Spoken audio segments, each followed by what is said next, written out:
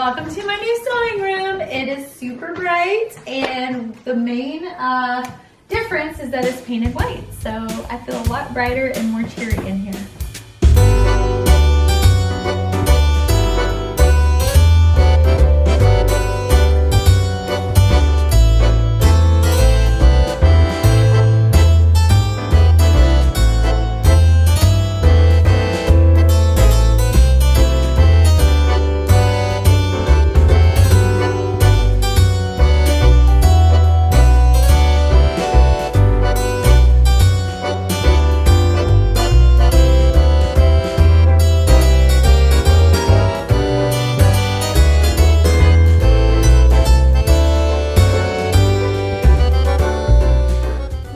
My new and improved sewing room. I am so happy with it. It is so much less cluttered and it is glorious. So we are going to start first with the general feel of the room. So basically the cabinet that was here, I've moved to another corner.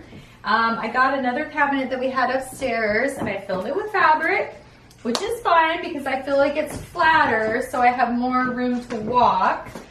And then I put the blue cabinet in the other corner and I put a lot of sewing supplies in it, so I'll show you in a minute.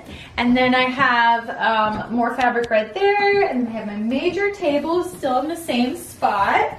If you'll notice, there's still a little bit of stuff underneath that I actually just put there, but it's way less than it used to be, so it feels a lot less cluttered. These are, hello Dash.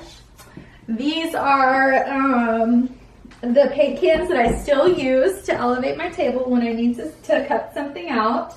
And then these are projects that I'm thinking about making really soon in the near future, but I might put a few back because I'm kind of thinking through some of them still. This is a project that's a work in progress. It's a trench coat that I cut out. The pets are all over the place today.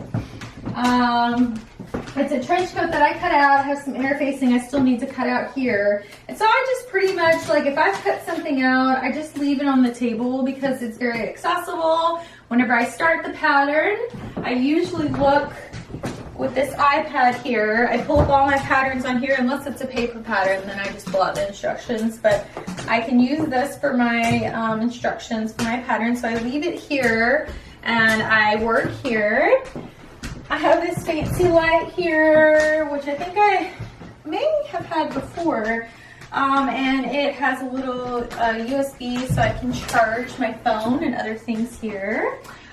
Still have my sewing table in the same spot, my thread up here. I didn't really change much of that, but I cleaned off, like this was way too cluttered for me, and so I cleaned off a lot of stuff, and now I just have my scissors up here.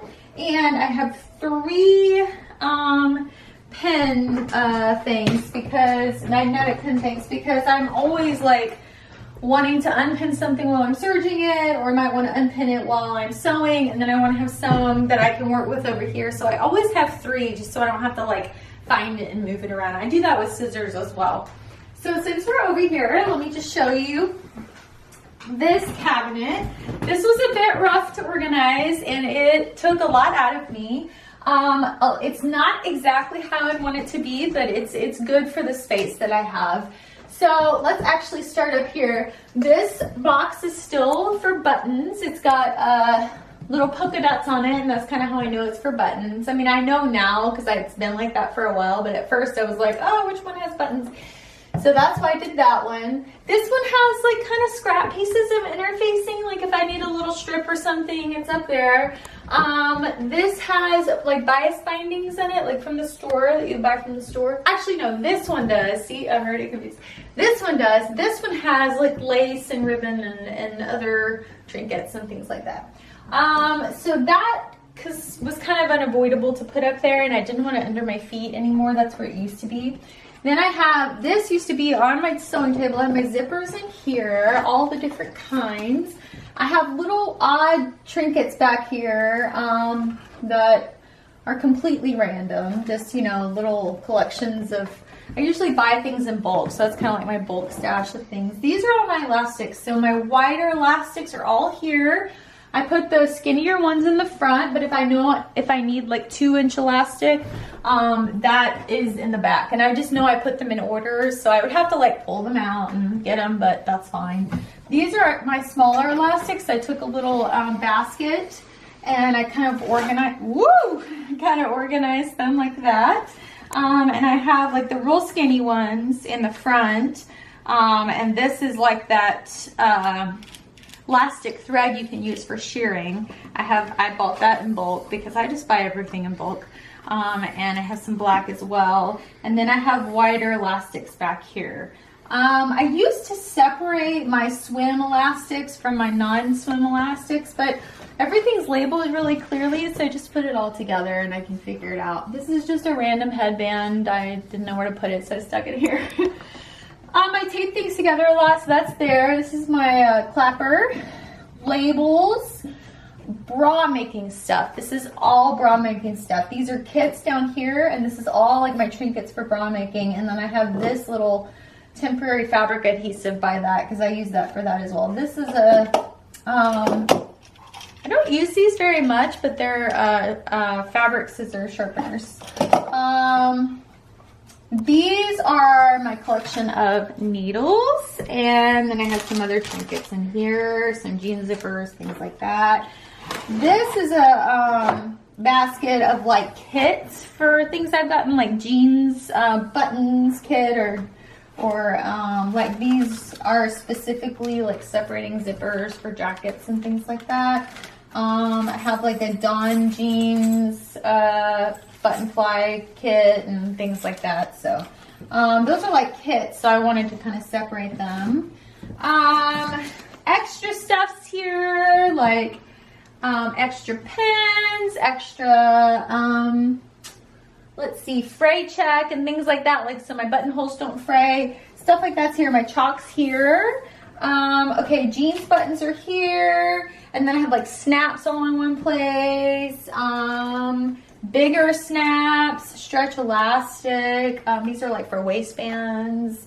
And then I have, you know, like eyelet kits and things like that in the back. So kind of organize that. This collection is used, it's basically my most accessed or the most used elements when I sew are in this basket. And so if I really am into a project and it's requiring a lot of extra stuff, like just tracing paper and tracing wheels and loop turners and all that kind of stuff, I'll just pull this basket out because it's like my most used items. I even have my sewing gauge back there for my buttons that I use. I think I showed this in one of my last videos, but when I do a favorite tools video that you'll see, this will be in it. It's amazing. So I'll talk about that later. And then, yeah, extra scissors, and I have bias binding stuff in here, and those are my scissors, and then I have a lot of these in there. You never know how many you're gonna need of those. So yeah, so that's kind of what that has in it. Just stuff you use all the time. So that's the top. Let me close this. Serger thread. There it is. And what I did is I put it, I put some of them upside down. You can fit a lot more in if you do that. And I just put light colors together. I do have some extra like rulers under there just to kind of keep track of them. Some more rulers here, more serger thread there. And then I use this very often actually. And so I kind of stuck it here so I could just grab it. And when I'm ironing on interfacing or anything I don't want to iron directly on, it's just some muslin. It's a scrap piece. I use it all the time. And then I have this little tailor's hand too for like sleeves and things like that. So these are used commonly. So I just kind of like stuck them here so when I need it, I don't have to like open a bunch of things to get it out. So now we go to the bottom. This is where I just put my ugly stuff, okay? Like, these are like mostly linings right there, muslin, and then like different kinds of linings, like more of a cotton lining, and that's like a poly lining there. This is just felt crafts for the kids. And then just random stuff I've cut out but I haven't made and I don't think I'm gonna make soon. I just kind of stick it there. Here's extra thread. I bought these storage containers and thread that fit in them nicely, and I have all sorts of colors, and it has 2 sides, so I have 3 boxes of those. So that's the thread I use now. When I run out of the tiny spools, that's all I'm going to use. And this is just a basket of randomness. So I have another FAF machine. That's a FAF over there.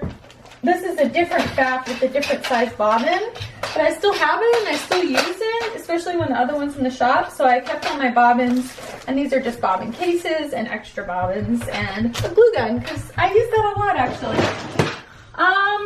So that's that. I also have woven interfacing, and although it's not the best, most ideal place, I do put it underneath there because it fits nicely. It's okay if it gets a tiny bit dirty, I can brush it off. And that's all for that. I do want to point out I have some stuff underneath here. So there is a basket right here of things that need mending and really nice scrap fabric that I want to keep that I actually think I'm going to make something with soon. Most of the time for my daughter, because I don't like to make the same material, something with the same material twice. So it would be something for my daughter if I was going to do that. These are jeans that I need to mend. Here's some more jeans I need to mend. And then I put my scraps of projects I'm working on in case I need to cut another piece, or if I messed up a piece, or I want to test some stitches. If I want to, hi lady. Anyways, if I want to test some stitches, or I need some extra fabric for something, I use that. And then this is, this I use sometimes for gathering. I use yarn. It's also very good for turning very tiny loops if you sew a piece of yarn inside, and then you can use that to flip it out. I'm sure I will be talking about that at some point with some projects too. Okay, so and then my drawers have the most important things in them. Bobbins, bobbin thread, extra blades for my rotary cutter, stuff I use absolutely all the time. It's not super organized, but it's also not super crowded either. I've got my invisible zipper foot, this little thing I use for cutting buttonholes, very sharp, but it's always in here. And you know, little sewing gauge, stuff like that. I keep all that like right next to me. And then, moving right along, we've got the ironing board and the iron. This is obvious. I don't put any water in my iron. I just use a spray bottle.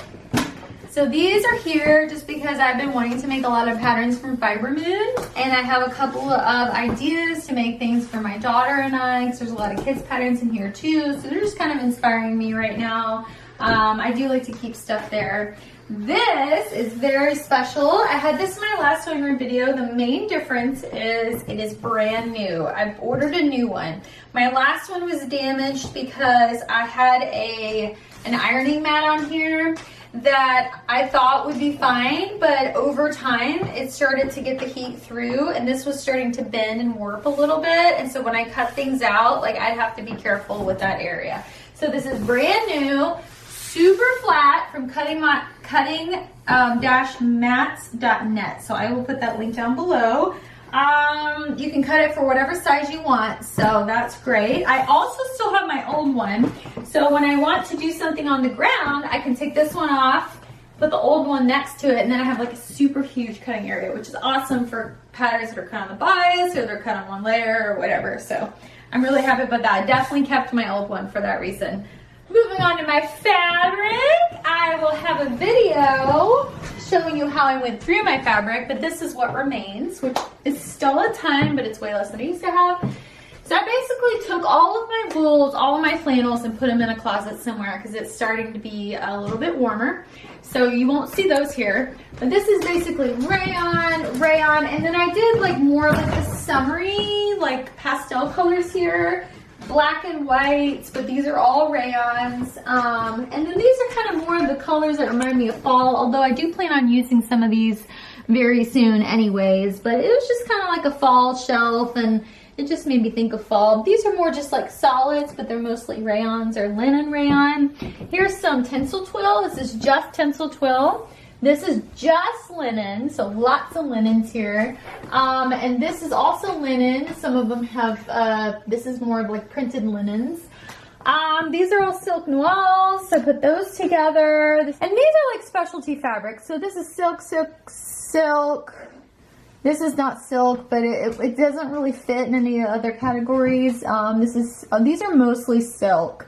And then there's a few other categories. This is just a ton of fabric. It's 10 yards, and I'm gonna make something really special with it. So I stuck it up there. It's real thick, quilted fabric, and this is a very thick double cloth as well.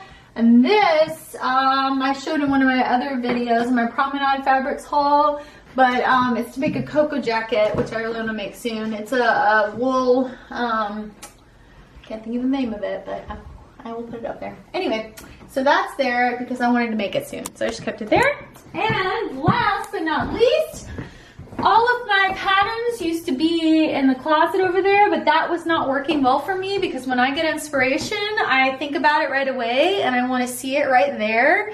And so I had a lot more baskets, but I got rid of a lot of patterns. And then when I want a skirt, I go to the skirt basket and I just look through all the skirts that I own.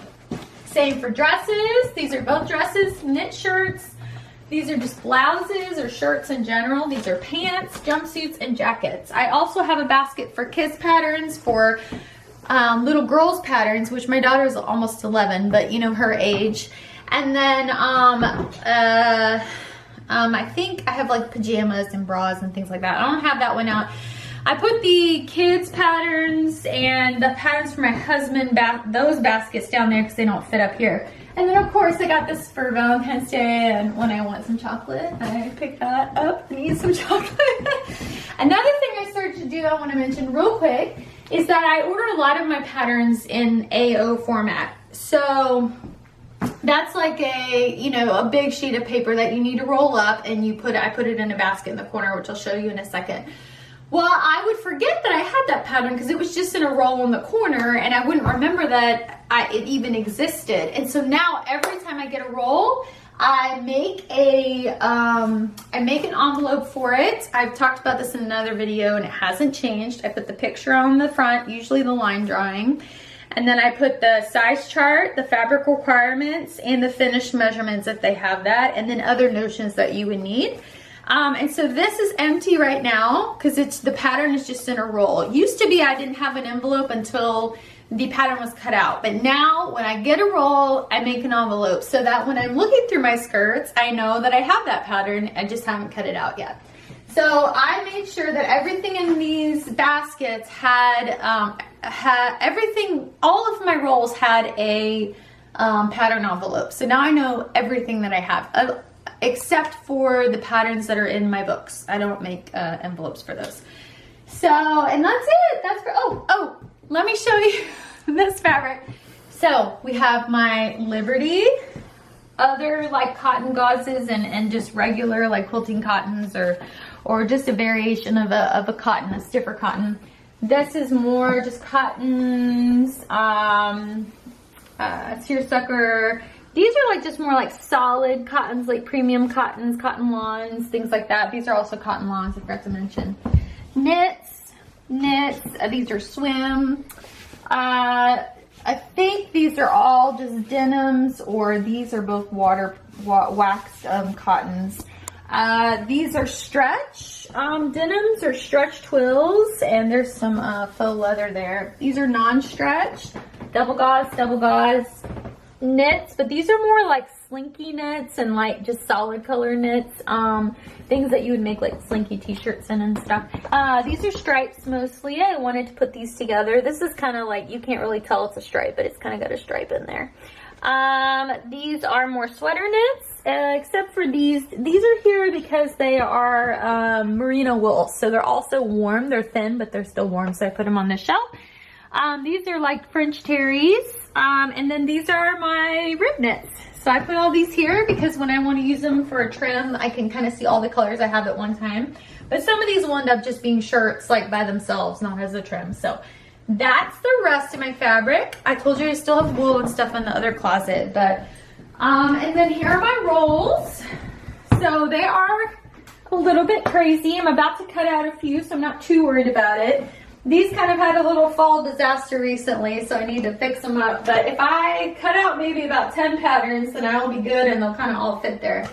This is the only thing I still don't really like that I need to modify, but until I can figure it out or get another basket, I'm stuck with this. I can't put a basket here because we have an air vent there, so that's why I haven't put another one there. But that's it. That's everything in my sewing room. It's so much better. I got rid of so much fabric. I sent it to a Loving Home and then two Loving Homes.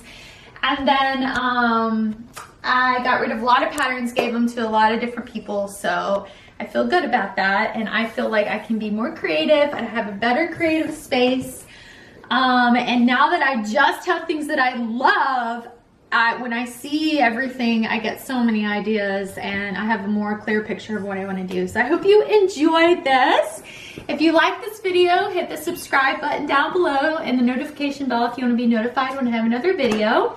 Ask me any questions you have about anything I've showed you.